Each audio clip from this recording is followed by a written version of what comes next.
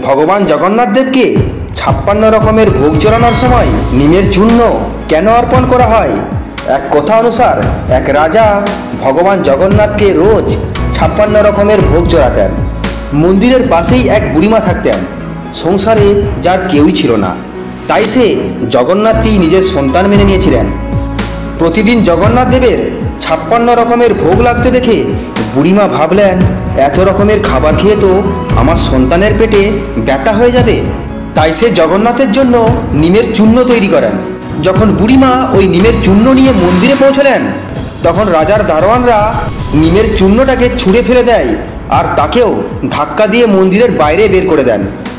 শোকে দুঃখে বাড়ি ফিরেই বুড়িমা খুব কাঁদতে লাগলেন, এটা ভেবে যে তার হাতে বানানো নিমচূর্ণ না খেয়ে সারা রাত সন্তানের পেটে ব্যথা না হয়ে যায়।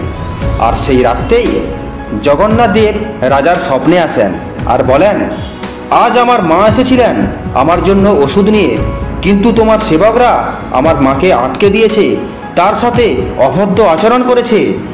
রাজা চমকে উঠে পড়েন আর সেই রাত্রেই বুড়িমার বাড়িতে ছুটলেন। তারপর বুড়িমার চরণে পড়ে সমস্ত ঘটনা খুলে বললেন। আর সঙ্গে সঙ্গে বুড়িমাও নতুন করে নিমচূর্ণ বানিয়ে সেই রাত্রেই ভগবান জগন্নাথ দেবকে খাইয়ে আসলেন। আর তখন থেকেই ভগবান জগন্নাথ দেবকে 56 রকমের ভোগ চড়ানোর সময় আলাদা করে নিমের চূর্ণও অর্পণ করা হয়। নমস্কার বন্ধুরা, আমি অরুণ পোড়েল আর আপনারা দেখছেন দেবভূমি ভারতবর্ষ। এই ধরনের রোমাঞ্চকর এবং জ্ঞানবর্ধক কাহিনী শুনতে আমাদের চ্যানেলটিকে সাবস্ক্রাইব করুন এবং পাশের বেল আইকনটিকে অন করে দিন, যাতে পরবর্তী ভিডিওগুলি সঙ্গে সঙ্গে আপনার কাছে পৌঁছে যায়। কারণ হিন্দু দেবদেবী এবং ঋষিমুনিদের রহস্যময় কাহিনী আমরা এই চ্যানেলের মাধ্যমে আপনাদের সামনে প্রস্তুত করে থাকি।